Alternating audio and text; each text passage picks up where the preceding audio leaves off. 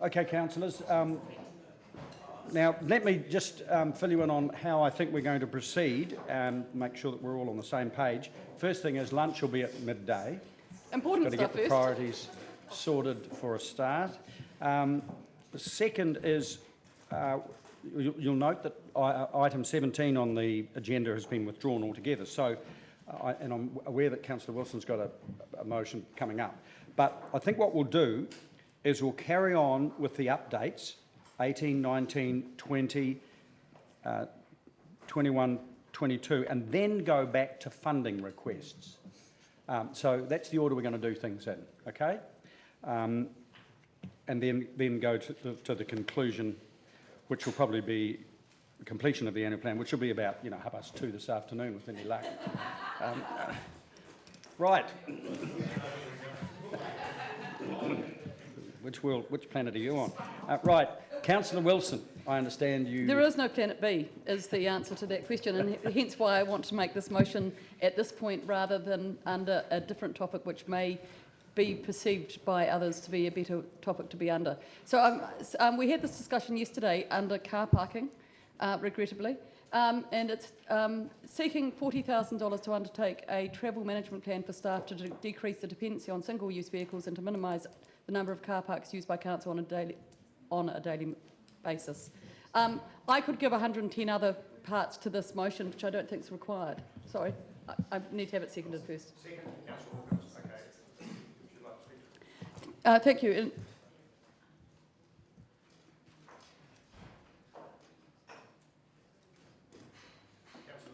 Thank you. So I asked questions on this yesterday. I have had very brief discussions with the staff on it. This is something that we were challenged by the submitters to do something today that will make a difference. And if we don't do this, then it won't happen this year. They don't have the resources to do it. And this is the sort of thing that can make a huge difference. Our carbon footprint in Dunedin with transport costs are substantial. And while we've all had an email from Mr Pickford telling us the great results on the EV car dependency and how we've got other options happening and we're going to meet all of our deadlines in that regard, the staff coming to and from work and, in fact, the councillors, and I put up my hand as the most guilty party in this room, as far as my carbon footprint goes with no pleasure.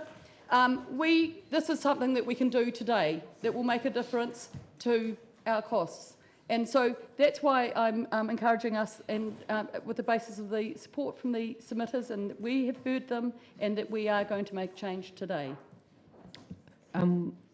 Just for your information, by way of background in terms of what this adds to the rates, we would put an application to NZTA, who do have funding for this purpose. That's not to say we guaranteed we'd get it, but if we did, then the impact on the rates would be about $20,000, roughly half, a little under half. So we'd probably count it as 20,000 off rates. So just to clarify, Chief, the expectation would be that give or take, half of this would be paid by NZTA. Okay, thank you. Possibly. We'd apply, so we can't promise, no, but we do know this is work that they tend to support, but we also know they're also oversubscribed. So at the end of the day, even if it's not NZTA, I think that the Grow Dunedin partners, like the Southern District Health Board, like the University of Otago and others, would join us to try and get an example that would work right across the city anyway. So I'm actually quite feeling optimistic that there is a mood around Dunedin that we will share the costs with others somehow. Okay. Other speakers? Yes, so those discussions are underway, and that work is, we know that work is to be done, and there's been some early discussions on travel management planning and how we reduce our staff car travel, and how those big employers all do, and coming up with, in an ideal world, we'll come up with mechanisms to assist staff to make other transport choices that are equitable, that are similar across the organisations, across the some of the big employers around town, so you can really get bang for your buck. So I'm conscious that councillors may want to ask questions here, so I'm going to open it up to questions in the first instance, and if the questions are of the mover, they go direct to her, but given this has been moved and there's not a council report, questions to staff need to come through me, but I'll do questions first, get them all out of the road, and then come back to speakers, okay? And you'll be able to ask questions and speak later if you wish. Councillor Vandervis, you have a question. Councillor Wilson, are you aware that Council several years ago introduced the policy and tried to promote a ride-sharing proposal that basically didn't go anywhere, was not successful, and the details of it are so furry now because they were kind of furry in the first place? Are you aware that we've already tried this and that it's failed?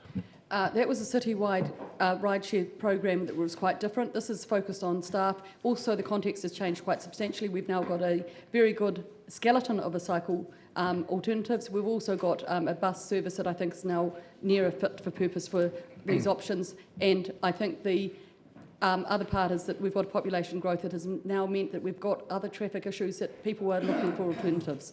And I know that your frustration of the lack of car parking means that that will drive. It's some of these pull me, push you sort of scenarios that will actually provide for that to be re-explored. Okay, my second question is, given that this is not a citywide thing and it's only been narrowed down to staff, which is a tiny fraction of the city, how does that actually create a situation that's going to make a difference to climate change? I think anything that reduces the carbon dioxide emissions is something, and our carbon footprint is something that I think that we've already discussed today as being a worthwhile thing. Sorry, I didn't think that that was needed to be explained any further. Okay. Given that the bigger project, the city-wide one that you referred to before, was a failure, what is it that makes you think that the smaller one is actually going to be successful, given that people just don't like sharing their ride spaces into work? Because I've talked to the staff who've said it's worthwhile considering, and I think that the potential to develop a model that will be shared by other large businesses in town gives it a really exciting opportunity, especially given the hospital rebuild. There's a whole lot of other things that have changed quite markedly in the city since this was tried, and I think that you've talked about them quite often yourself, so I'm surprised that you don't recognise them. Is one of the things that you're going to be recommending a more flexible time, work times for staff, so that the peak traffic congestion that we're currently seeing getting much worse is able to be spread over a larger time? Is that I would hope one so, of the but things? I'm not. They're the experts on that, and I'm sure that they'll consider all of those things. But that's probably a question for the staff. Okay, thank you. Many council staff do already have flexi time. Clearly not for staff that have to do things like open libraries or be in the museum at its opening times. But we do already have flexi time potential for quite a lot of staff. Can you give us a rough idea how many of the 1,200 staff we have I would would certainly be say flexi-time? the bulk in our building, but I'm guessing. Okay. The other thing, though, is a traffic management, a travel management plan.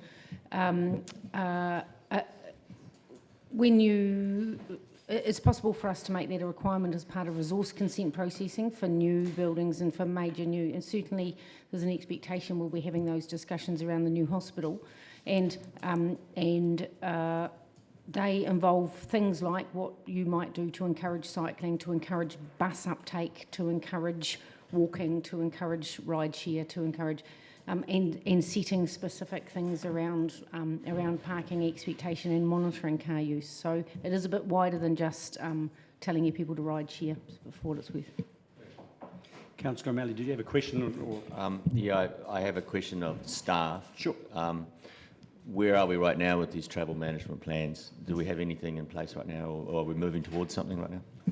So I covered this briefly yesterday. So we have got staff within the team who work in the sustainable travel and travel demand space. Their focus has been with schools to try and address the safety issues, which is the reason for the additional funding. If we were to look at business travel planning, is where there needs to be someone to undertake that work. It's been discussed with in very early stages with the university and the Polytech, and we've mentioned it to the health board through the local advisory group that it's going to be an important part of the new hospital.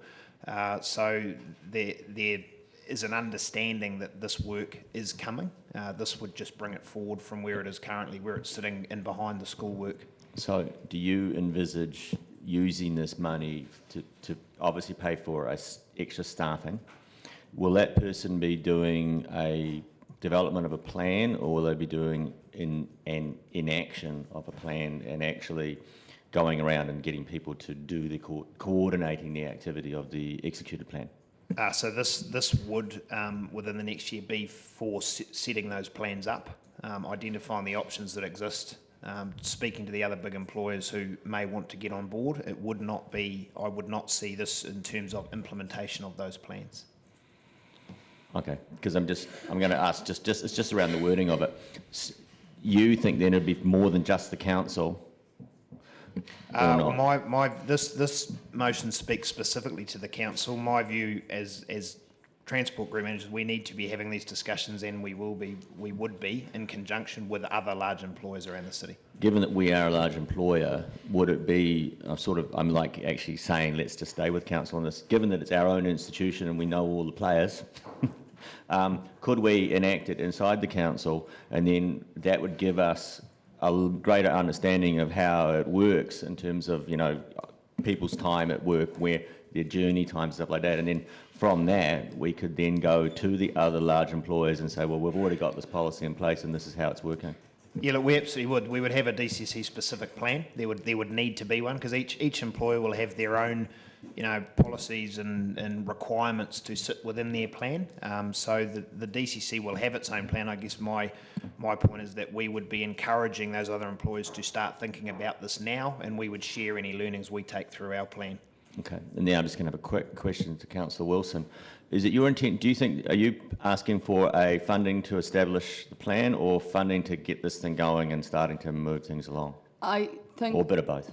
A bit of both, because I think once you start getting these conversations going and those options being considered, there'll be early people who will jump at the chance of ride share or whatever the options are. I also think that as we develop the plan, there'll be people who come in a car with their partner who works at the university who will cross-pollinate other ideas through other groups and other industries. So I think it's starting it off, and a bit like a snowball, I think it may well get a pace. I think we're on the same page then. So basically starting it off, and then as it gets rolled out, that will help you illustrate the development of the plan. Yeah. Good. Okay, Councillor Gary. Mr Saunders, can you just tell me if some thought's been given as part of this to getting ideas from staff? I often think the people who this affects often have the best ideas. Would that be part of this project, do you think? I haven't given it a significant amount of thought, but I mean it would have to be. So as I said, the time we've spent in this space has been with schools, and a critical part of that process is engagement with staff, parents and students in terms of their travel planning. So I would see a very similar thing if we were talking businesses or organisations such as DCC. Councillor Vandevers. Question for Richard. This $40,000, do you anticipate that this $40,000 worth of paperwork would be produced by a consultant or by staff? We would have to look at options around either employing someone on a fixed term basis to undertake a piece of work, or employing a consultant. I haven't given thought to the pros and cons of the procurement, but it would be one or the other. Given that this relates specifically to our own staff anyway, and that you have regular meetings as management, couldn't you just basically amongst management yourselves, without spending the $40,000, decide on what would be a good ride share plan for staff and promote that to the staff that are under you? No, look, I don't think that would get us any results. The example you used before about the previous ride share app that was shared is quite a good example of having a discussion, rolling something out that seems like a good idea, but not backing it up with any sustained work to encourage its uptake. And that is a significant issue with a number of these schemes. I think having a proper plan in place with early engagement and continued engagement with staff, which we don't currently have the resource to do while within our current work program, is the reason why, if we were to make this a priority, we need some additional resource. Councillor Elder. Being an ideas person, I've been thinking about this quite a lot actually, and I think it's a great idea. So, do you see the opportunity for, say, the Polytech University and Hospital maybe to have an arrangement with the bus service to bulk buy or something like that, so people have subsidised fares, or what kind of things were you thinking? Well, can I just suggest that, I mean, the staff may want to comment on this, but in some ways this is a question more appropriate to the mover because she's okay. moving it. Okay. But you can comment, staff can comment, but they might not necessarily have got there. So why don't you start, Councillor Wilson? From my view, nothing is on or off the table. It is about ideas all being explored. And I appreciate that Mr Saunders is in, I think, a better position to answer this question. I just want to point out, though, one of the underlying issues of a travel management plan is the tax implications, stupidly, of these things, and that we need to also make sure that the government is on board, that there aren't fringe benefit taxes and things like that that cause a whole lot of issues. But as far as bulk bus goes, I'm not sure that that's how it would work, but I think Mr Saunders has got more idea on that one. No, sorry, we did traverse this yesterday in one of the discussions, and I think at the time I said that that's one of a vast number of options employers could look at that would need to be fleshed out through this process. The other thing is, I was just wanting to ask how the school trial has gone. So the school program's just kicked off. So there's a number of schools who have expressed an interest in. We've identified those through existing issues that have been raised with us around safety, particularly safety at the gate at pick up and drop off and other congestion issues. So we have Stacey, who most of you will be familiar with, and Simone within the transport group, now working with those schools on a resource pack and information to support them to run those projects. The critical thing is the schools own them. It's not something DCC can own. The school needs to really take a lead in it. Thank you. Right, now, are there any further questions? Councillor Wiley. A question for Mr Saunders or even for the CEO.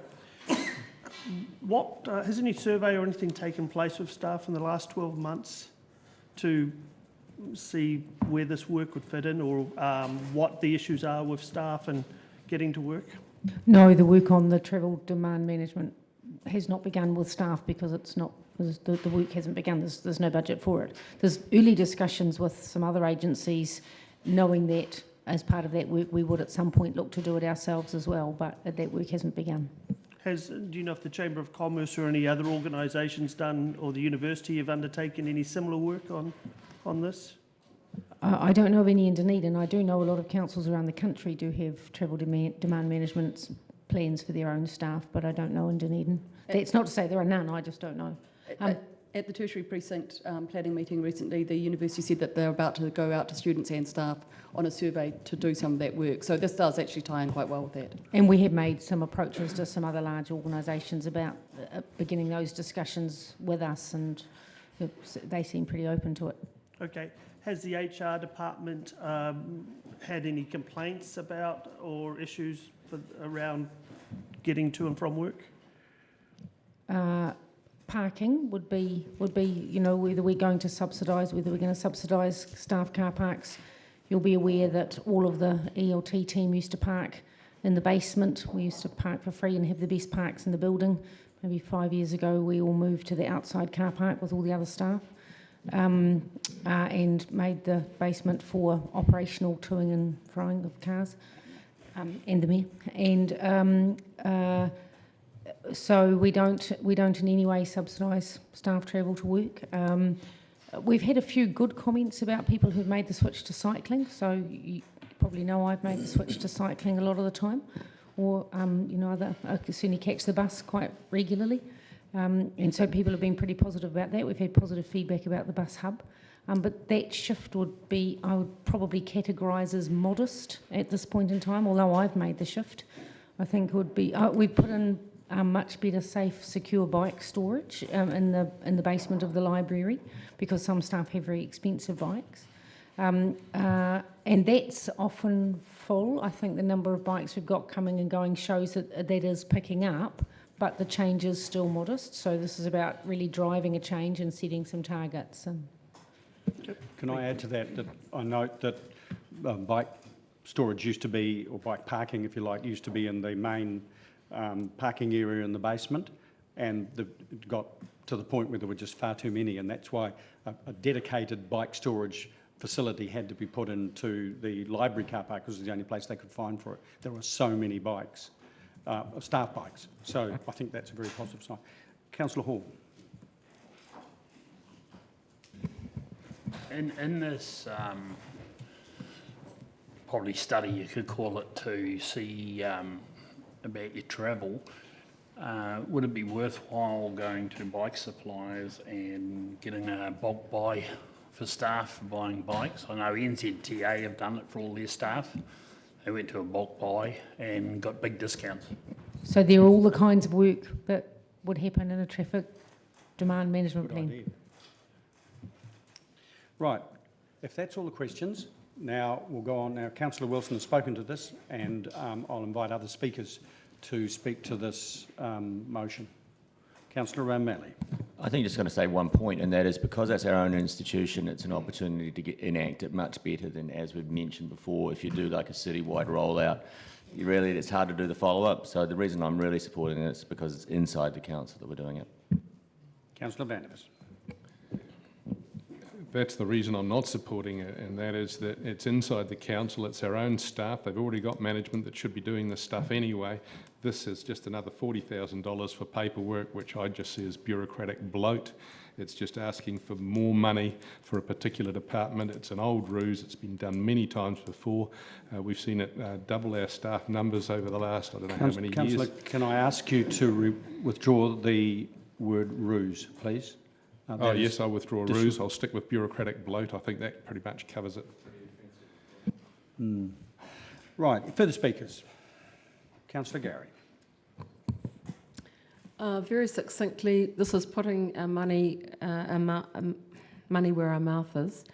And secondly, this is showing the leadership that we have been asked to show. So we do this, then we can go out to other organisations, large employers in the city, and say this is how it's worked for us, and we can engage with them much more effectively. So I'll be supporting it. Councillor Alden. I'll support it because, in fact, modelling is the best way to change behaviour, and positive modelling is exemplifies what we're wanting to do when it comes to sustainability.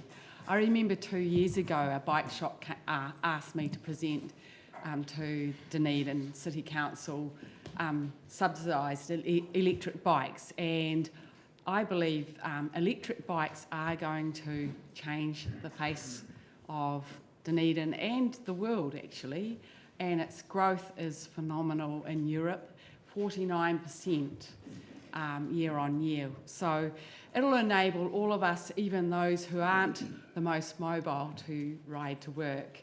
So I'll support this, and I think there's many ways that we can minimise our car travel in that sense, but also be far more efficient in how we travel. Thank you. Councillor Steedman.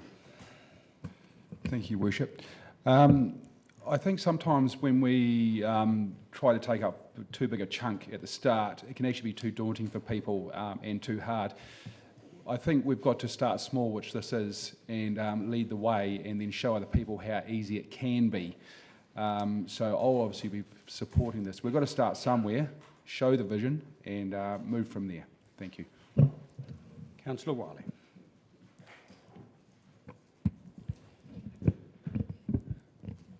Thank you, Your Worship. Again, another one that I would have loved to have seen a lot more detail around before we ended up having it brought to the table. I've gone to and fro on this one, but I will support it because based on the information I've heard at the table that it is looking at NZT supporting it to a tune of another 40,000. No, half of 40. So we put in 20, they put in 20. Okay. As long as they're coming to the table 50-50 potentially. I can support it. I do see this as a little bit of cart before the horse in some regards, because yesterday we talked about the city bus loop, we talked about public transport, and you heard my views on that. I'm not going to go back into that. But I also am really conscious of how far some staff have to walk to work to get free parking. And again, I think we haven't heard the word today, but I'll bring it up anyway, even health and safety, in the sense of, especially in winter conditions, when you've got staff parking way up and beyond Kavanagh type of thing, trying to get to work. And I think there are ways to do that and to improve that. The other part is I hear from a number of employers around the city that really struggle with their own employee car parking. And I think if we could actually take a lead in this sense to free up some parking spaces for the other employers.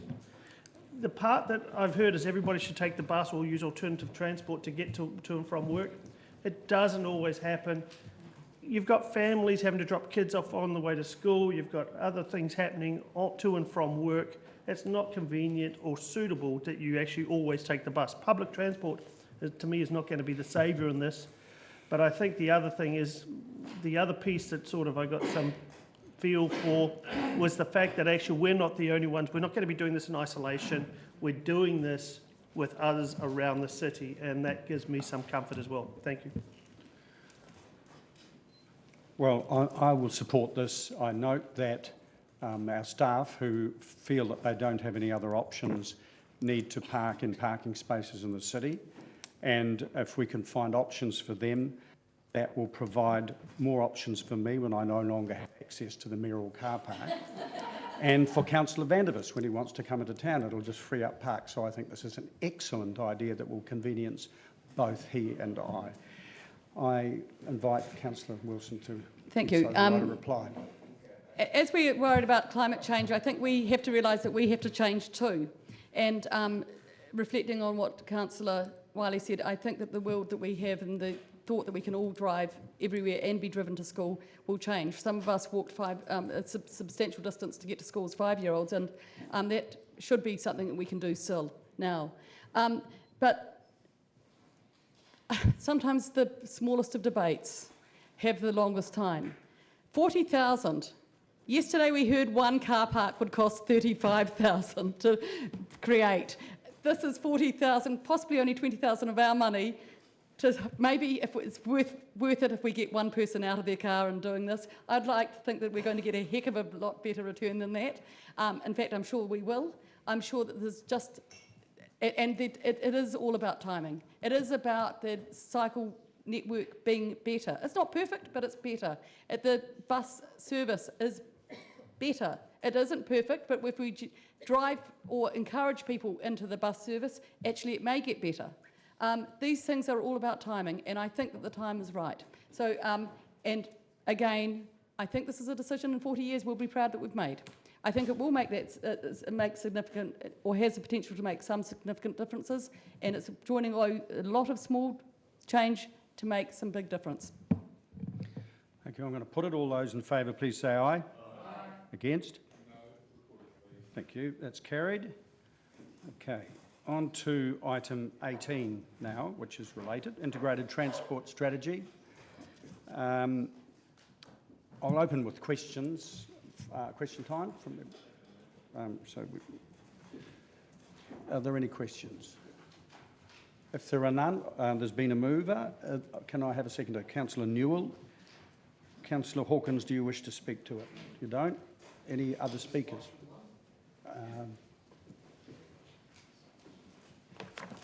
I'll clarify with the mover.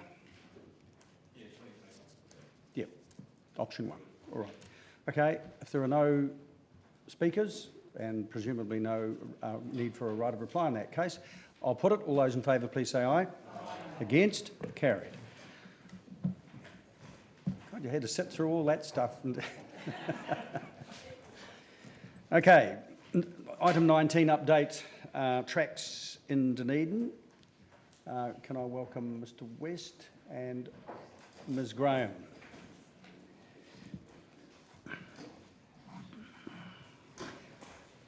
Now, again, I'll open it up to question time. This is page 151 in your agenda. Questions, councillors? Well, if there are no questions, would someone like to move something? So just let's look. Oh, there are no options. So the recommendation is to consider the feedback from the community. Ah, right. So, Councillor Elder. I'm just wondering, am I allowed to speak to this? Absolutely. Absolutely. I'm sorry. Because she Just- put it on the list. Oh, I see. No, of course. So that's what I was asking.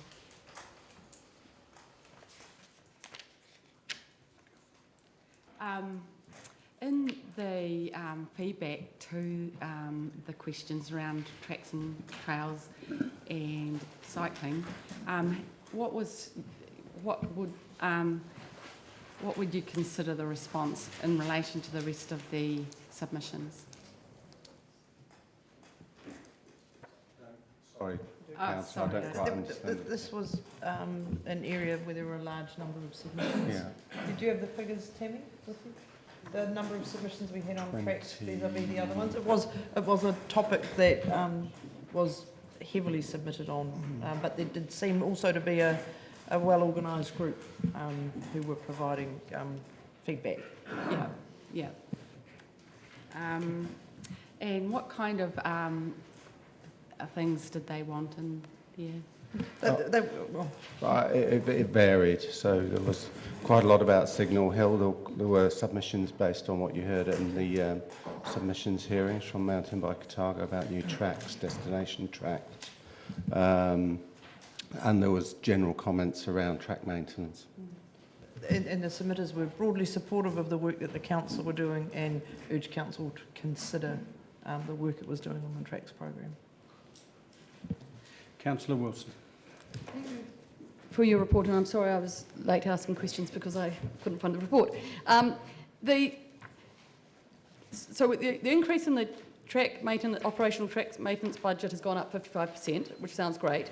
How does this translate to people like the Fraser Gully and the expectations that people had that came along with specific work? Is that going to be something, and how do they know what that list of scheduled or priority projects are? Right. So I'll speak to Fraser's Gully first. Fraser's Gully, we're planning to have that work done by the end of this financial year, Great. i.e. in the next 5 to 6 weeks. So that addresses Fraser's Gully. I guess we're working in a bit of a void at the moment without having an audit and without having a strategic plan. So the work is very reactive to date. Apart from the funding that's been provided to the likes of Mountain Bike Otago for very specific projects. So as you'll see, what we're trying to achieve is to get into a better forward-looking place. So I hopefully that answers your question. So I had understood that there was going to be money from the long-term plan, that money went to Mountain Bike Otago every year, and that will be that money is in there as well as part of that increase. So they're covered off to an extent. I'm sure they'd want more, and that's a decision that will come out of the track audit, whether that's happens.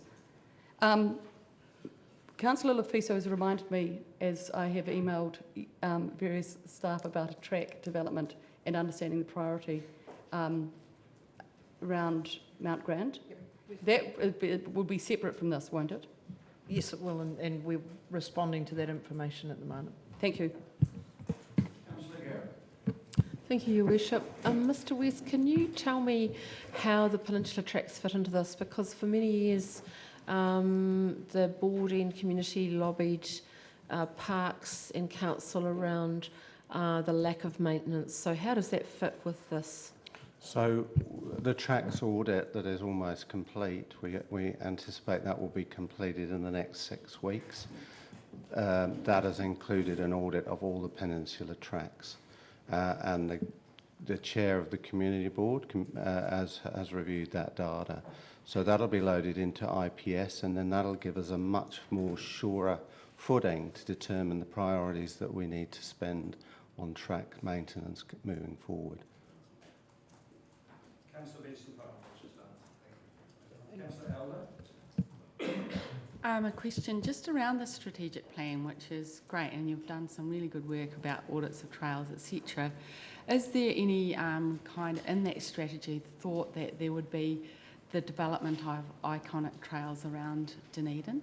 So the group that's formed to look at that strategic piece of work will incorporate that type of work, yeah, and just be aware that it's made up of NGO groups, disability groups, so that we get a really good overview of what we want our strategic plan to be moving forward for tracks and accessibility. Cool.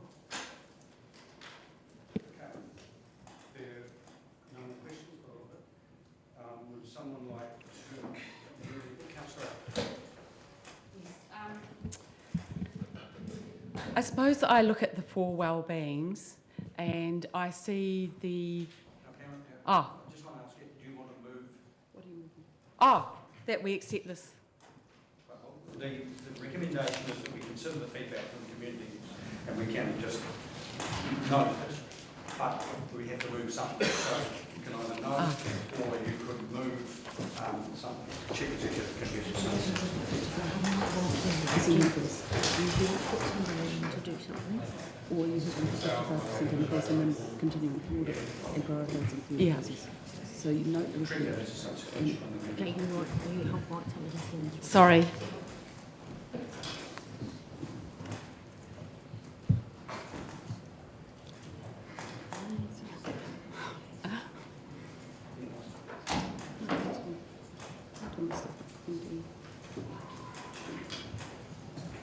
Note the increase in spending and the ongoing audit process.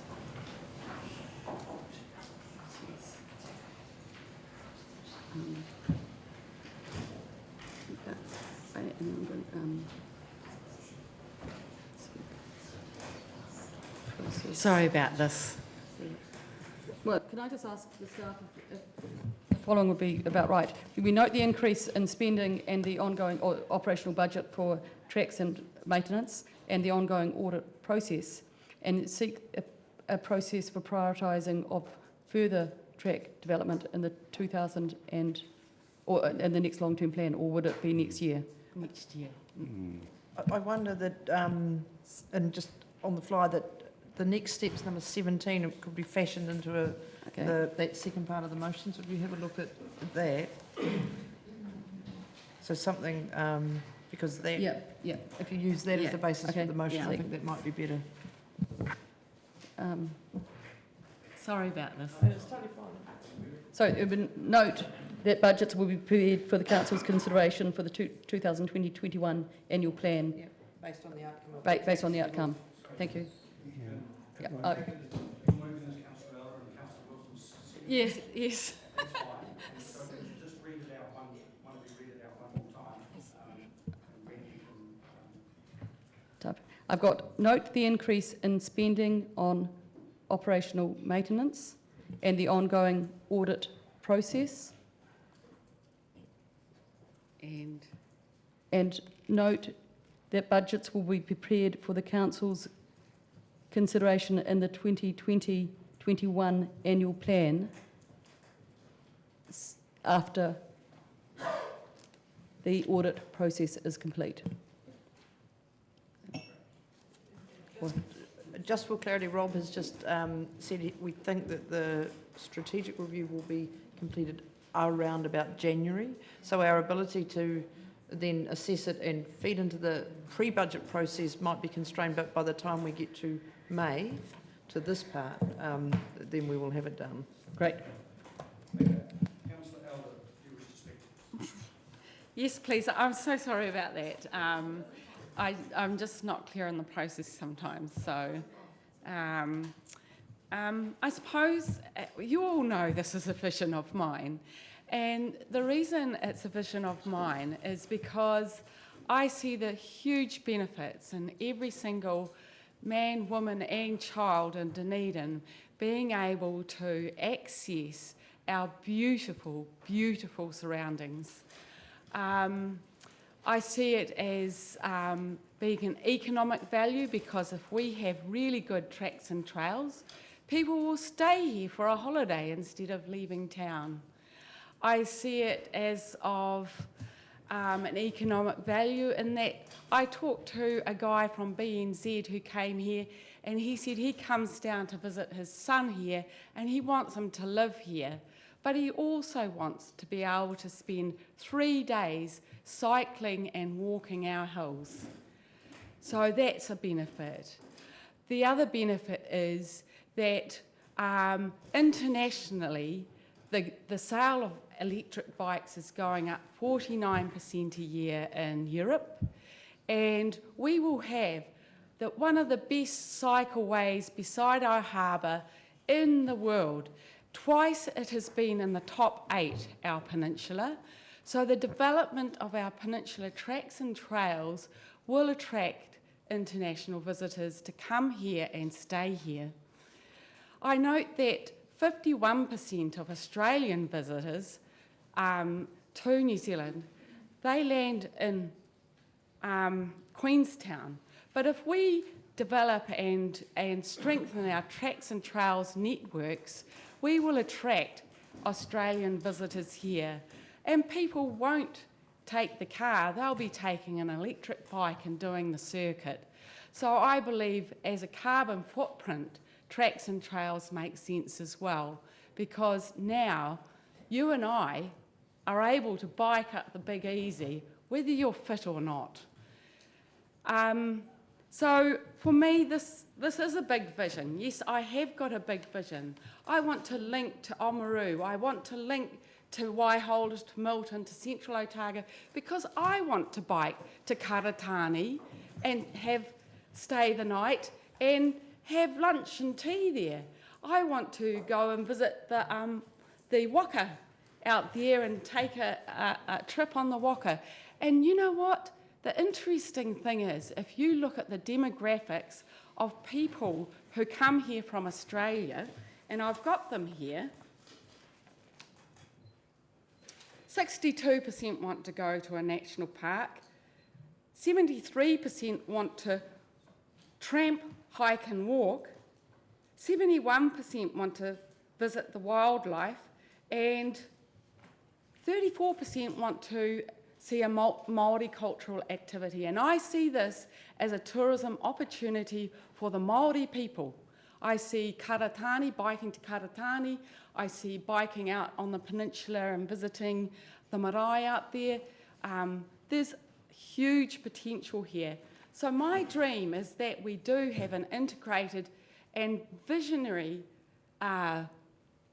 network of tracks and trails for all levels of users. My dream is that our children get out there and enjoy it. And you know what? Studies show that if people walk and bike recreationally, they're more likely and more confident to walk and bike in town. And they'll do it. They'll do it because they want to be fit to get on those hills. I know. I have a daughter who's an avid mountain biker. She bikes to work and back. She's got all the confidence in the world to do so because she can navigate tracks you and I would never dream of. But these people will bike to work. These people will walk to work, and in some ways it will change how we perceive Dunedin. We don't get enough out on our tracks and trails. I do it all the time, and we don't perceive ourselves as an outdoors city. And I think it will make us a far more active city if we invest in this. And there is plenty of funding that we can get to make this a bigger thing. I think Dunedin could be one of the cycling hubs of the world and one of the tracks and trails and walking out there hubs of the world. We have huge potential with massive views from every hill. So I really endorse it. I suppose I'm saying to you, this is my dream, this is my vision, that we're all out there enjoying our outdoors. Thank you, Your Worship. And not denigrating in any way the vision that Councillor Elder had, I just want to reflect on 12 years almost of this council, where we have had constantly people coming to us with their visions of tracks and connected tracks for their suburb or their patch, and a frustration of their ability to make it happen. And I want to reflect on Councillor Stevenson, who always wanted one at Brockville, around at Mount Grand. I think of Mr Pope, who has come here, I think, every year talking about the Tomahawk, or has submitted every year on the Tomahawk track right along the peninsula, and of course mountain bike Otago. And I think we need to also reflect that this is a budget that sometimes we think we have to own and control things, when Mountain Bike Otago have gone out and made a lot of those tracks themselves and developed them for the city. But we need also, I reflect that we've never had a process that's made some sense out of this stuff. We haven't had a prioritisation for maintenance, as well as allowing people to just go and make them. And I see Mr Dyer, who had to deal with these issues at one stage. This has been a problem fraught by us changing staff as well, and it's caused a lot of frustration to our community. I'm delighted to see a much, much better process happening that will make some sense out of this, and will put people in a really good place to work with the city to develop their visions for this city. Thank you, Your Worship. I want to start by acknowledging Councillor Elder and saying there's a lot of passion and vision for the future of our city around this table today. On the day when a wellbeing budget is being announced this afternoon, it's very appropriate we talk about wellbeing of our citizens. And I want to just reflect on the reason I asked the question about the Otago Peninsula tracks and trails. When you stand on a different place to what you're used to standing, be it Mount Cargill or be it Harbour Cone, or be it in fact out on the harbour, you get quite a different view and perspective of your city. And I recall, and I don't recall a year, but I recall on my time on the Otago Peninsula Community Board, 3 people came to us in the public forum, and I remember who each of those people were, and it was the front page of the ODT, and they presented a vision for an inland track on the Otago Peninsula. And one of the last bits of work that was done when, in my time as chair of the board, and then that has been developed since and evolved, was to look at an audit by one of our board members that the community board endorsed, to have a look at the potential for an inland track. And we're talking about the kind of thing that is on Banks Peninsula. And it has very exciting potential. It has an interesting history going back, but that work's been carried on, I'm very pleased to see, by the current board. And for a long time, people on the peninsula have been concerned about lack of maintenance on the tracks, and I see this progress in the work for that particular area and other tracks around the city as being the time has come. So I appreciate it, I support it, and thank you, Councillor Elder, for your vision.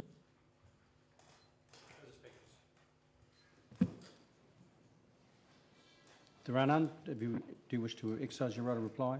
I'm sorry for being so passionate, but the thing is, I tramp those hills all the time. I go up Mount Cargill at the top there, and the views you can see are just staggering. I looked at our report just on TripAdvisor, and someone had walked just up the Big Easy to the top of Signal Hill, and she gave it 5 stars. The view once you get to the top is incredible, looking over the harbour and peninsula, and that's just one person from TripAdvisor doing one little walk. We have so many walks we could do, and I would love to introduce everyone to Nichols Falls. That is an amazing place. It's magic. And I just really encourage people to think of it as a holistic thing and something that every single person in Dunedin should be embracing and enjoying and making accessible. So first of all, it's for our own people. Second of all, it's for our visitors, and mainly also for our health and well-being. So, and I can see little toddlers biking out on that peninsula. It's just wonderful to see. Thank you. I'm going to put it. All those in favour, please say aye. Aye. Against? Carried. Thank you. Right, on to item 20. Update on the living wage, page 156. Ms Graham and Ms Sargent, I understand, are joining us. Councillor Hawkins. Oh, you want to? Oh, I see.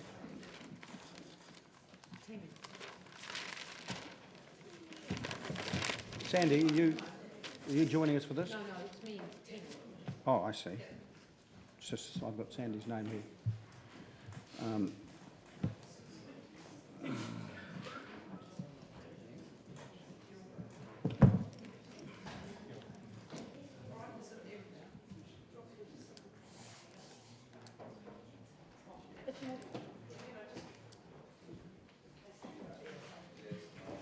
Right, that's the names I have here.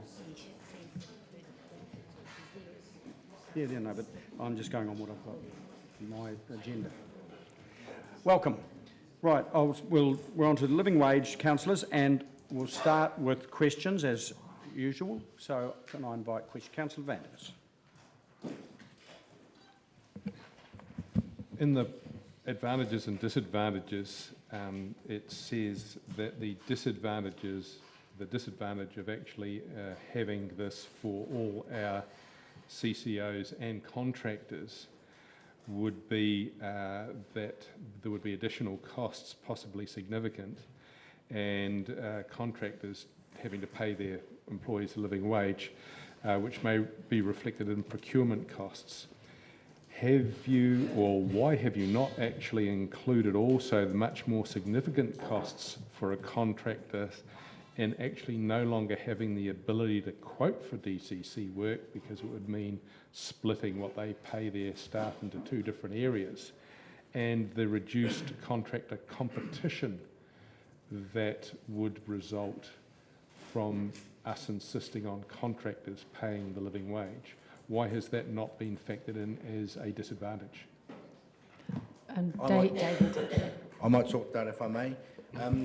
What we would be doing is undertaking a plan of working with contractors to enable them to get their internal structures in place so they can do exactly as you say, Councillor. So they may have difficulties in paying some staff one level of wage, another staff another level of wage. We'd be guided to some extent by other councils that have achieved that. And because it's not an overnight thing, we'd have maybe 2-3 years to work with them to help them get ready for this. In addition to that, we've had some early conversations.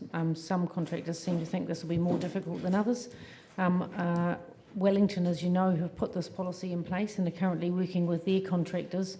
Part of the question for us is about reporting back to you the financial impact. So, for example, when we do go out and tender, it's possible to say, give us your price if we were to require the living wage, and at the moment we're not, because this isn't in place yet. But we can start to get some indications from contractors about that. At this point in time, we don't have that data, and we haven't been able to ask. It's not part of our current tendering process. So that gives us a period of time, 3 to 5 years, to start to collect that data and come back and report what that looks like to you, so that you're able to know the impact before we make that decision. To be an approved contractor currently, there's quite a lot of hurdles to be jumped through, and a lot of businesses simply find them too difficult already. Why do we not acknowledge here that the living wage will create yet another hurdle, and a very high one for some small contractors in particular, that will mean those contractors simply can no longer quote for DCC business. Well, as I understand the Chief's previous answer, the work that would be done would be ascertaining what those difficulties are, if they're there at all. So I know they're there. I've been a contractor. Well, that's your opinion, but what I'm saying is... No, it's my experience, She's Your answered, Worship. yes, and your opinion based on your experience, and that's valid. But the point is, that the answer as I took it, is that some of this work, that's what it's designed to ascertain, what the degree, what the cost would be, if any, of putting this in place. That's the point. Thank you. Councillor O'Malley, do you have a question? Oh, it's just actually a couple, but just to follow up that one and the logic of that. I know that one of the things that Living Wage Aotearoa had mentioned when they really got going on this was the example of cleaners. If everybody had to pay the living wage, then the only thing that would really happen is that the procurement cost would go up. Is that correct? Because effectively it'd still be an even playing field, because instead of paying minimum wage, you'd be paying living wage when you put your contract in. Look, there's a series of arguments about that. On the other hand, some suggest that paying a living wage means that you reduce staff turnover, and staff turnover, rehiring and retraining costs are significant. So there's some argument that it swings and roundabouts. Oh, well, what I really mean is that all those I would agree with all those points. All those companies would have, in terms of, I'm going to go out of business because you're demanding the living wage, wouldn't be an actual fact, because effectively everybody competing against you would be coming in with that same wage component. So therefore that's not going to be the particular difficulty, and it is a difficulty, is where a company, for example, has say 20% of their workers with us and 80% of their workers with other agencies who are not living wage. And so what do they then do about their workforce in terms of their staff saying, well, we want to be on the Dunedin City Council contract? And these are things that have to be worked through, but we know that other agencies are doing it and they're not insurmountable. And given this is actually a socio-political decision, wouldn't that be effectively what you're saying, is that this activity of a large employer in the city is going to effectively drive the market towards paying the living wage? I'm assuming that is the intent of the living wage movement, yes. Very good. And I'm just looking at the disadvantages, significant work to develop the plan, so I'm going to ask this question of staff. Wellington has developed the plan for rolling over contractors. Wouldn't the plan just naively be saying that the main objective of the plan will be, as we roll in new contracts, we'll roll in this new activity? Yes, and to crib off Wellington wherever we can about how you go about doing that. Obviously, in local government, plagiarism's the name of the game, so if you can find someone who's already done it, you nick it. And to some extent, it's the demonstration of intent to act, which will go towards certification as a living wage employer. At this point, because we've done it ourselves 100%, the intent to act around our CCOs and that's the work that Tammy's done, and that's really what this paper's presenting. We can become accredited with an intent to act. We've got a period of time, and that's exactly what Wellington have done, a period of time to work with our CCOs and a period of time to work with our contractors. Some of those turnover of contracts and reasonable ability to Mr Toombs and Tammy have had some of those conversations, both with the living wage people and with both CCOs and contractors.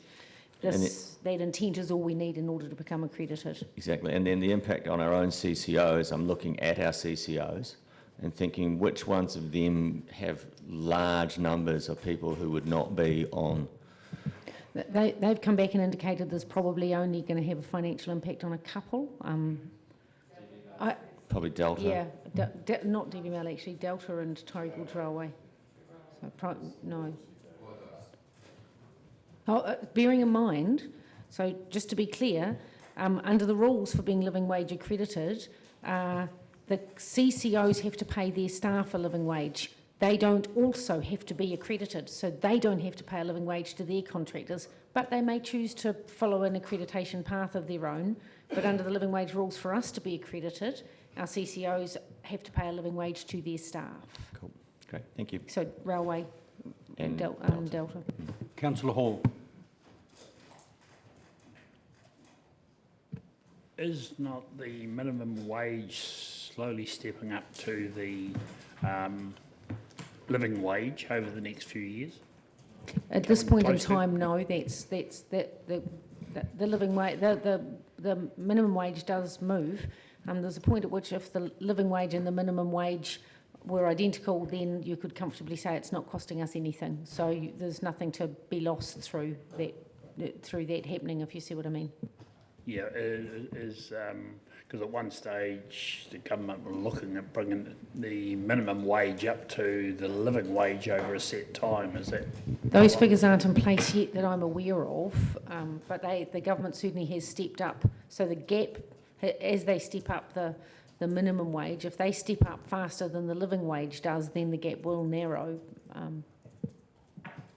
Yeah, my understanding was by 2021 the minimum wage is going to be up to close to the living wage. If present time is $21.50, my understanding the minimum wage is going to be up to $21.50. That's not my understanding, but I don't know. But regardless if that happened, we'd still be a living wage employer, so it wouldn't cost us anything extra, if you see what I mean. Yeah, but no, that was when the new government came into force. That's what they were aiming for. I think it was 2021 that the living wage. Okay, Councillor Wilson. Thank you. I've got two questions. One is the monitoring that goes around and the effects of doing a living wage, and whether we've got some clarity, say from Wellington, about once this happens, what happens in the general economy. We hear all those negatives that it just puts costs up and it's terrible, but do we find that generally people on the lowest end of the wage spend all their money locally, I think? Have we got any clarification of the effects or on that? No, I mean, in our own organisation, as you're well aware, we became a living wage employer because staff at the top end of the grade, there was a vote across staff, and staff at the top end opted to take a slightly smaller increase in order to pay for staff in the bottom grades to become living wage. So, in fact, there was no net ongoing cost. I'm not aware of any research about where various living wage or not, where they spend their salary. That's not to say there isn't any, but I'm not aware of it. Okay, it would be helpful to understand that in the context, and I might have to go and do some investigation. The second part to this is it's the unintended consequences, and I don't think we have to go very far to understand that what has happened in a lot of industries is that people no longer become employed; they become self-employed contractors, and that is a way of getting round what would otherwise be a requirement for a living wage, because a self-employed contractor who doesn't have staff but are self-employed won't necessarily be grabbed by this. So is this a question? Yes, there is a question. So do we understand, if we did this, what would happen? One of the things that we are planning and that we have talked about with Mr Toombs is how do we work with our contractors in order to have a system that ensures that the living wage is passed on to all their staff. So that's obviously important for all living wage. That they remain staff, don't become self-employed contractors. I don't mind what the mechanism is, as long as it is passed on so that everyone working to them is taking home a living wage. So they can have whatever mechanism they want, but you want to make sure that they take home a living wage. Can I just understand then how a living wage is considered in a self-employed aspect where you have to do your own tax and a whole lot of other things, but yet still wear the same uniform of the company that you apparently subcontract to? I think we are stepping slightly outside the scope of this policy. I mean, we can come back to you on that, but at this point in time, we've got 5 years to work through those issues, expecting us to have worked through them this morning.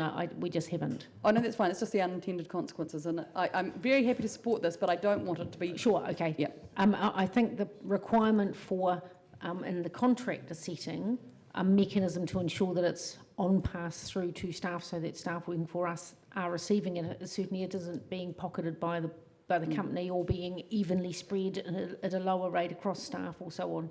When you work for the DCC, you receive the living wage. Making sure that mechanism is in place no matter what way you pay your staff is part of our intent. Councillor Vandervis. One of the ways that a lot of work is done for the DCC is through a large company like Fulton Hogan to get the contract, and they may well be in a position to pay the living wage to everybody. But then what they do is they turn around and they subcontract, in fact, often most of the work out to somebody else. So they're just simply there to clip the ticket and to meet all the requirements of health and safety and all the other liability that we impose on contractors. What provision is there to ensure that it's not just Fulton Hogan, for example, that pay the living wage, but all their subcontractors and suppliers? Yep. So that would be part of the contract, is that in exactly the same way as when we contract, we say that you're required, that all your subbies are required to adhere to Dunedin City Council health and safety requirements. We would also, that's what I was talking about, that what is the that's the work to be worked out. Otherwise we could simply impose this. How to ensure there is a mechanism that if you decide you want to do this, what would the mechanism be to ensure that everybody who is working for DCC, even on a subcontracted basis, that living wage gets on pass through to those staff? So that's the work that's required over the next few years, is to get that sorted. So if, going back to the hypothetical example of Fulton Hogan, they subcontract out quite a lot of work to various other subcontractors that do the work, and they all pay the living wage, but Fulton Hogan also have a lot of their vehicle maintenance, for instance, that is done by another company, and that company does work for everybody over the whole country but doesn't pay the living wage. How do you catch that? What I'm saying is that I don't believe it's possible, even in a hypothetical situation, to get the living wage actually happening at subcontractor and supplier level. I do rather get the feeling you're asking me to have done the 5 years' work today.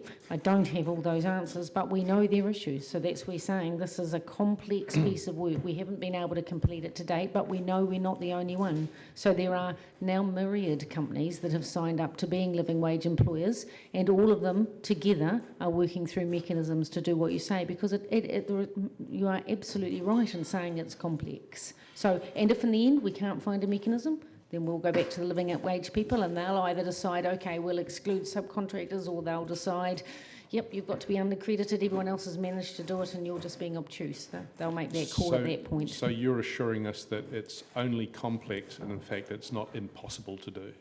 No, I'm not giving you that assurance at all. In fact, I just said exactly the opposite. I said at the end, if we were unable to do it, we would go back to the living wage people, and they will say either you haven't tried hard enough and everyone else has found a mechanism, or they'll say, fine, we'll unaccredit you, or they'll say, we'll change our rules because we see that it's impossible. I don't know which of those outcomes it is because we haven't done the work.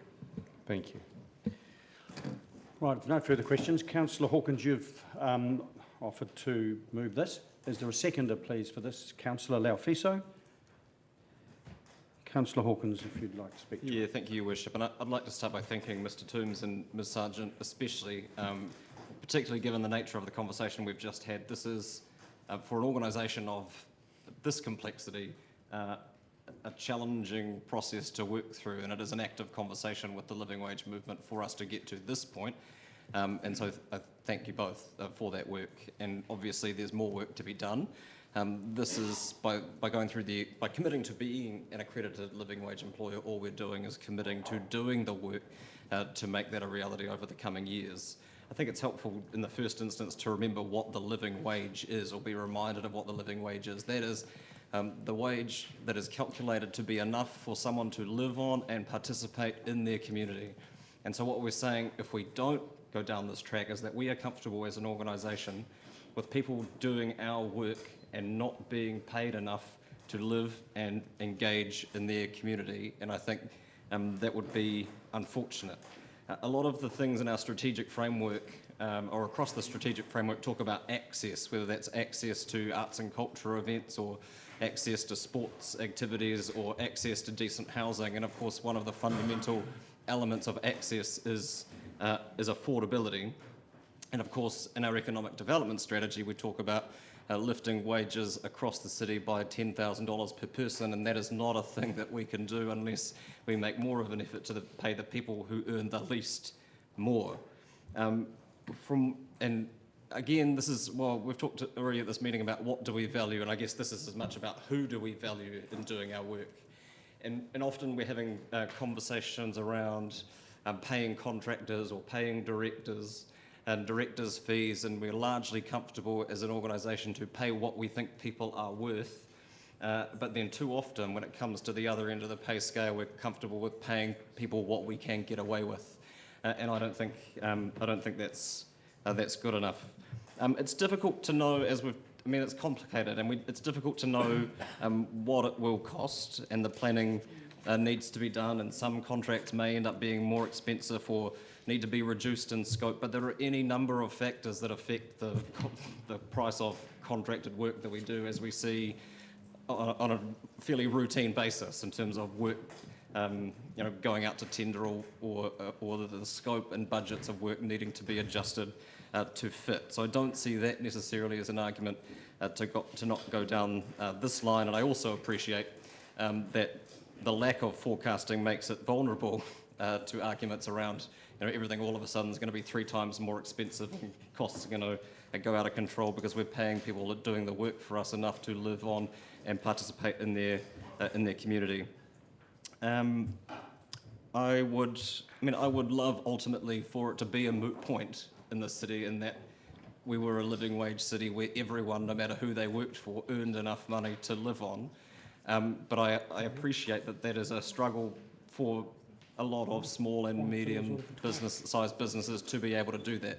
We don't have that excuse. We have significant resourcing available to us to be able to go down this path. I think I commend the earlier work that staff across the organisation have done, actually, to get to the point where we are now, where our directly employed staff at least are paid a living wage. And I welcome our commitment today to becoming an accredited living wage employer by expanding that to our contracted staff and the staff of our council-controlled organisations. Thank you. Further speakers. Councillor Gary. Thank you, Your Worship. I want to give some context to my comments, and I want to start by saying I come from a family that was in business, and my father modelled for me valuing his workers, and I can remember many instances of that. I also come from a perspective, and I don't want to assume anything about the other people around this table, so I can only speak for me, but I come from a situation that before I became a councillor, I worked in a sector, and this is no criticism of the sector, this is just my experience. I worked in a sector that is known to be low paid. And when I left that sector, I said to my colleagues, I will not forget you. And so I'm thinking of them today. I worked 3 jobs, all of them just over minimum wage, and certainly not a living wage. I worked hard and I worked successfully according to my performance reviews. They seemed to think I was doing a good job. So I make my comments from that perspective, and I do understand this is not a simple matter. But with that recent experience, I too want to see us, I have a vision for us as a living wage city. This is a start. This is about us modelling what we want others to buy into. And it's also about thinking about the most vulnerable in our society. And I acknowledge my colleague, Councillor Fiso, who keeps our moral compass where it needs to be in terms of remembering those least able to have a voice in our community and most vulnerable. So I see this as giving a message to our community, a message of leadership, of modelling, and looking collaboratively at what we might do. It's a step along the way, it's the intent, and I would acknowledge it is not a simple matter, but I look forward to the work being done and I will be supporting this motion. Councillor Elder. Thank you. In my observation, when big organisations are trying to save money, I see that the least powerful are the first to leave. The kitchen staff at hospitals, the cleaners are contracted out. They are not valued, in a sense, and they often pay the cost of budget cuts. I think we need to think quite differently about the way we actually look at all of our wages, to be honest. And one of the most successful countries in the world has a flatter pay structure, so that the CEO gets 10 times the wage of the lowest worker. Sometimes I think we need to look at things differently. I was an employment consultant, and I found that getting people into work and well-paid work meant that they actually felt so much better about themselves. I remember going to a concert last year and seeing one of the chaps I helped into work, and there were 2 of them there actually at this concert. A year before that, they wouldn't have been able to go to that concert. And so it's about valuing our people, but it means that people can be included in all the benefits of our society. And I don't think we should be thinking we should exclude people. So for that reason, I will vote for this. We need to value our people, and we need to... Look, if the cleaners didn't clean here within a week, this place would look really, really bad. They're very important people. So I think we've got to learn about value. And I look at the woman in the rest home care and caregiving. They're looking after our grandmothers, and I suppose you never know, I might be one of those people one day. But they're very valuable people. The people who look after our children are very valuable people. So sometimes I think we put value on the wrong things, and I think actually, like I say, if this place wasn't clean for a week, you'd know about it. So sometimes I think they're probably the most important people.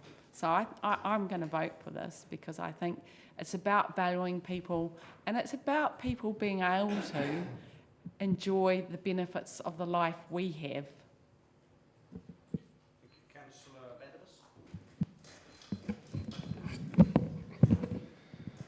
The strength of Western development has been competitive contracting. Contracting is supposed to be competitive. Look what happens when places like Russia, when it's not. The DCC already prevents many small businesses from quoting for DCC work because of high accreditation hurdles. I have a lot of personal experience of this. I think I'm still on the books as an accredited contractor to the DCC, but obviously haven't applied for any contracts because of conflicts.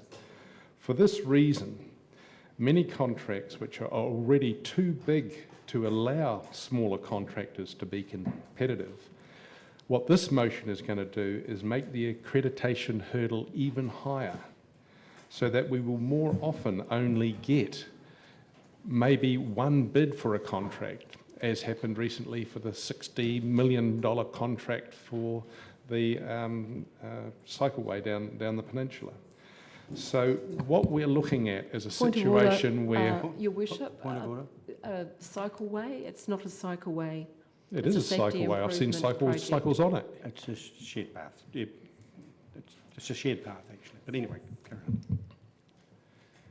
So by making the hurdle even higher for any businesses to deal with us, what we're going to end up with is big contracts where Fulton Hogan or Downers basically get to decide who's going to go next and simply charge whatever they like, and then turn around and pay subcontractors to do most of the work, clip the ticket on the way through. Those subcontractors will have subcontractors and suppliers of their own. There is no way that you can decide that all the subcontracting that goes on in these big contracts could possibly be living wage. What you're asking the lead contractor to do is actually take some undertaking that they will ensure that it will happen all the way down the line, and they will add a sufficiently large margin to make sure that if they get sued for not having done it, which of course they won't because they can't, these contracts are just going to become insanely more expensive, and the number of contractors able to meet the accreditation hurdles will disappear down to an extremely small, very, very ticket clipping number. I believe that this is fundamentally anti-competitive. I agree that it would be lovely for all DCC employees to be paid the living wage. I think we already do, and I think that's laudable, and we should encourage other companies to do this. But to try and enforce it in this way is going to be counterproductive.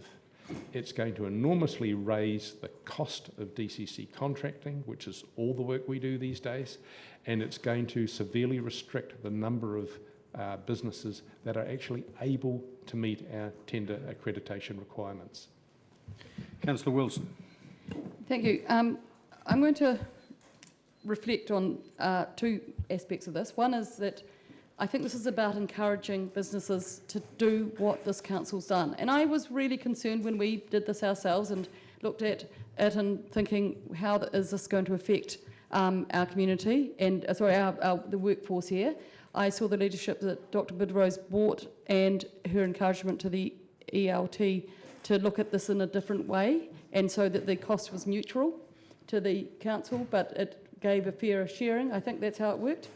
It was cost neutral to the business, and then would it reflect, then I reflected, would it make a huge difference on who next applied to ELT and got jobs here? And I have to say that I'm pretty happy with the quality of the guys that still got the jobs here. It didn't put them off working in this place, even though they weren't getting necessarily as high salaries as were expected previously. So then I look at my own personal life, and I've run a business, and yes, it was in the tourism industry, and by God, was it hard doing it 364 days a year, and did I pay everyone the living wage? No, but I always paid above the minimum wage. And I reflect on the Fulton Hogans of this world and those other businesses and think, maybe I wouldn't turn up for work if it wasn't really valued, or I couldn't afford, it wasn't net benefit for me to turn up because it actually cost me more to live and to get to work and to dress the right way to get than I got in my hand in the end. And I didn't have the savings at the start to be able to fund those things. It's not always as clear a story as it seems. I bet you if they were paid better, they'd turn up. The churn in those businesses wouldn't be as great. They actually start having a lot less costs of having to advertise for workers and trying to encourage workers and even training workers. So there are some benefits to this. What this does won't necessarily require those companies to do that. It encourages it to do that. We've got 5 years to go down that process, and I hope as part of this we do some monitoring and measuring to see what those effects are, because I think this is the way that we will build up that internal business that will actually grow a local economy much better. So I'm supportive of it. It won't be I don't think we can require any of those companies to necessarily get to that point if they can't, but it will give them the option to think about doing things differently, and that ain't a bad thing. Councillor O'Malley. I do want to touch on the ability to be authorised, accredited. They are quite pragmatic on how you become accredited, and I've gone through this with Ocho, which did get accredited, and I just go and look at the companies that are on that list now. AMP and Westpac are on that list, so it's not, it doesn't mean the end of your company. The impact on raising people's wages up to the living wage is a moral one as well as an economic one. I think the bottom line is it's pretty hard living even on the living wage. Anything below that's almost impossible. And Councillor Wilson's point, people with that kind of income tend to spend pretty much 100% of their money locally, and they are local because they aren't catching the plane down from Auckland to clean the toilets at the DCC. So we know that the impact will be a local one. I said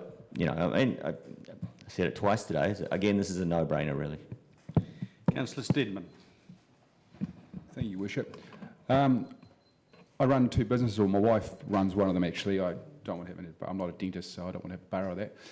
But we've always paid above for our staff and things like that. And what we get back is we get value. They feel valued.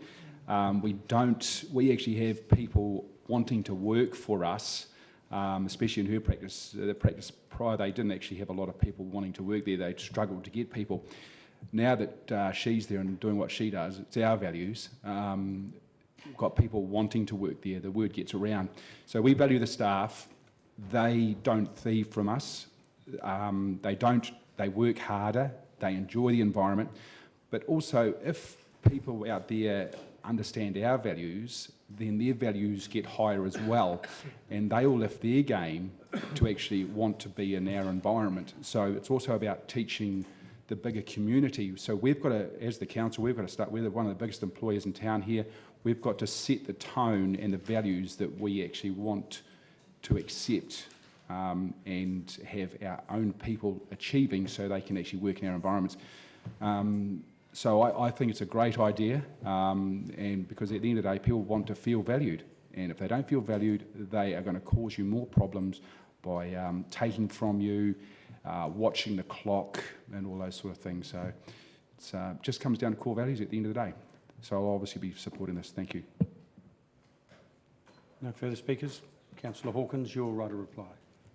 Okay, I'm going to put it. All those in favour, please say aye. Sorry, division?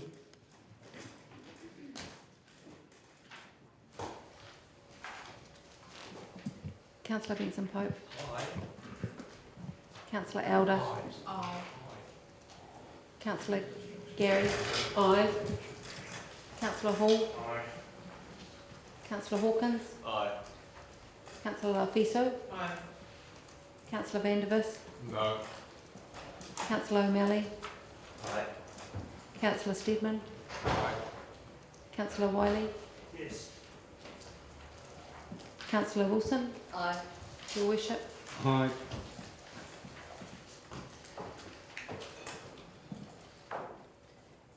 Carried 11-1. It's carried. Now, I've been informed that despite the fact that we thought that lunch was ordered for midday, it was actually ordered for past. So I'm going to suggest that we break now and come back at 1 o'clock. It'll probably be pretty close to being there now, and that'll give us about 40 minutes for lunch. Is that acceptable? Yep, all right. So I'll move that we adjourn for till 1 o'clock. Seconded Councillor Benson Pope. All those in favour, please say aye. Against, carried, and we'll be back here at 1. Thank you.